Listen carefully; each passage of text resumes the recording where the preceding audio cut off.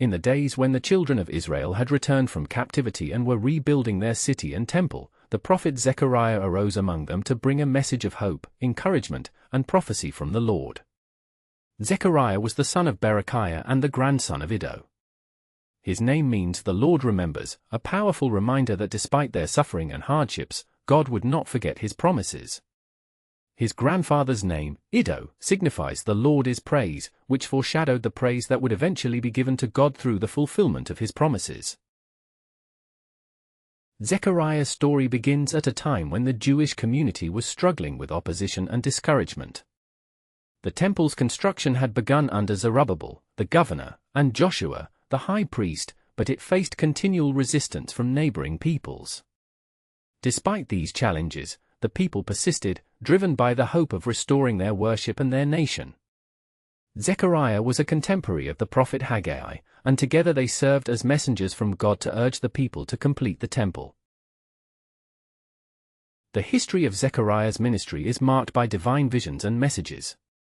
His prophetic work lasted approximately 2 years, during which he received a series of visions that conveyed God's plans for Israel, Jerusalem, and ultimately, the coming Messiah. These visions not only encouraged the immediate rebuilding efforts but also foretold future events, including the first and second comings of Jesus Christ. Zechariah's first message was a call to national repentance. He began by urging the people to turn back to God with sincere hearts. In Zechariah chapter 1, verses 1 through 6, he reminds the people of their ancestors' disobedience and the consequences that had befallen them. He calls for genuine repentance, not just outward rituals, but a heartfelt return to the Lord. The phrase "return to me, and I will return to you" echoes through the ages, emphasizing God's desire for a sincere relationship. Following this, Zechariah introduced a series of visions, each symbolizing divine truths and future hope. His first vision was of a rider among the myrtles, who announced God's plans to restore Jerusalem and judge the nations that oppressed Israel. The rider was a symbol of God's sovereignty, moving among his people, and promising peace and prosperity. Next, Zechariah saw 4 horns and 4 craftsmen. The horns represented the nations that scattered Israel, and the craftsmen signified God's power to break those horns and restore his people. This vision assured the Israelites that despite their enemies' strength, God's authority was greater and he would establish his kingdom. Then, Zechariah received a vision measuring Jerusalem's future expansion. This vision depicted a city filled with people, emphasizing that Jerusalem would become a place of safety and prosperity. The Lord declared that he would be a wall of fire around Jerusalem, and his glory would be in their midst. In chapter 3, Zechariah saw Joshua the high priest standing before the angel of the Lord, clothed with filthy garments. The angel rebuked Satan and then commanded that Joshua's garments be taken away and replaced with clean robes. This vision represented the cleansing and purification of Israel and pointed to the coming of a branch, a future king from David's line who would bring salvation. Another powerful vision was of a golden lampstand with 2 olive trees on either side. The lampstand symbolized God's Spirit illuminating his people, and the olive trees represented the anointed ones, possibly Zerubbabel and Joshua, empowered by God's Spirit to complete his work. Zechariah also saw a flying scroll, which brought a curse upon those who steal and lie, illustrating that God's justice would prevail against sin and injustice. Another vision involved a basket with a woman called Wickedness, symbolizing the removal of evil from the land. His 8th vision was of 4 chariots pulled by horses of different colors, red, black, white, and dappled, representing God's patrol of the earth, overseeing judgment and peace. Throughout these visions, Zechariah emphasized that God's plans were unfolding, and that his promises of salvation, restoration, and peace would come in his perfect timing. He encouraged the people to remain faithful and diligent, knowing that God's word never fails. In chapters 7 and 8, Zechariah addressed questions about fasting and obedience. When some in Jerusalem questioned whether they should continue fasting in remembrance of their past calamities, Zechariah clarified God's view. He explained that fasting was meant to be a sincere act of humility and repentance, not mere outward tradition. God desired justice, mercy, and truth from his people, not hollow rituals.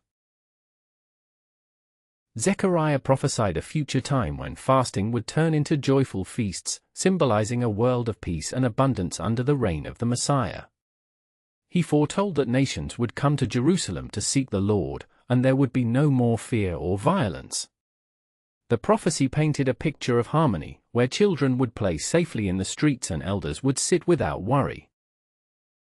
He also emphasized that true obedience involves caring for the vulnerable, showing kindness, and living righteously. God's desire was for his people to love mercy and walk humbly with him, echoing the words from Micah. As Zechariah's prophesied transition into chapters 9 through 16, he shifts focus to future events, especially concerning the end times. These prophecies speak of judgment upon nations surrounding Israel, and of a coming king, Jesus Christ, riding into Jerusalem on a donkey, as recorded in Zechariah chapter 9, verse 9. This event marked the beginning of the fulfillment of messianic prophecy, when Christ would enter Jerusalem as the Savior, humble yet mighty.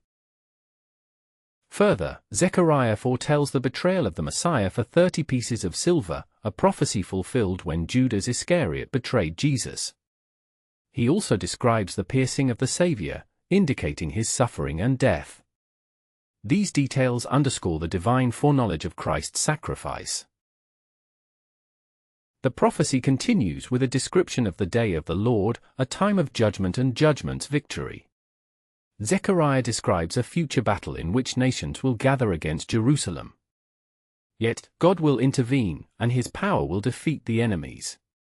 The scene is dramatic, nations in conflict, armies encamped around Jerusalem, but ultimately, God's glory will shine through. One of the most poignant verses is Zechariah 12 verse 10, where God declares, "They will look upon me whom they have pierced." This statement is a clear reference to Jesus Christ, who was pierced during his crucifixion. The people will mourn for him as one mourns for an only son, signifying repentance and acknowledgement of his sacrifice. Following this, Zechariah describes a time of purification, where the inhabitants of Jerusalem will turn from sin and impurity. Christ will reign as king, bringing peace and righteousness. The land will be restored, prosperity will abound, and God's presence will fill Jerusalem.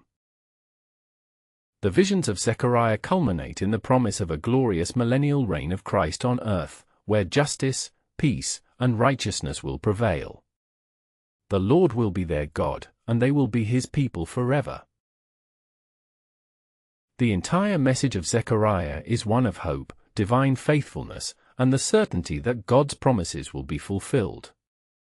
Despite the hardships faced by Israel and the opposition of the nations, God's plans are unstoppable. His remembrance of his covenant assures us that he will bring salvation through his Messiah. As we reflect on Zechariah's story, it reminds us that God sees our struggles, hears our prayers, and keeps his promises. His word is a lamp to our feet and a light to our path. We are encouraged to trust in his timing and to remain faithful, knowing that one day Jesus Christ will return in glory to establish his everlasting kingdom. So, beloved friends, if you found this story inspiring and encouraging, please like, comment, and share this video with others. Don't forget to subscribe to this channel and activate the notification bell so you won't miss future messages of hope and salvation from God's Word. Remember, God keeps his promises, and he will never forget his people. Until next time, may the peace of Christ be with you all. God bless you abundantly.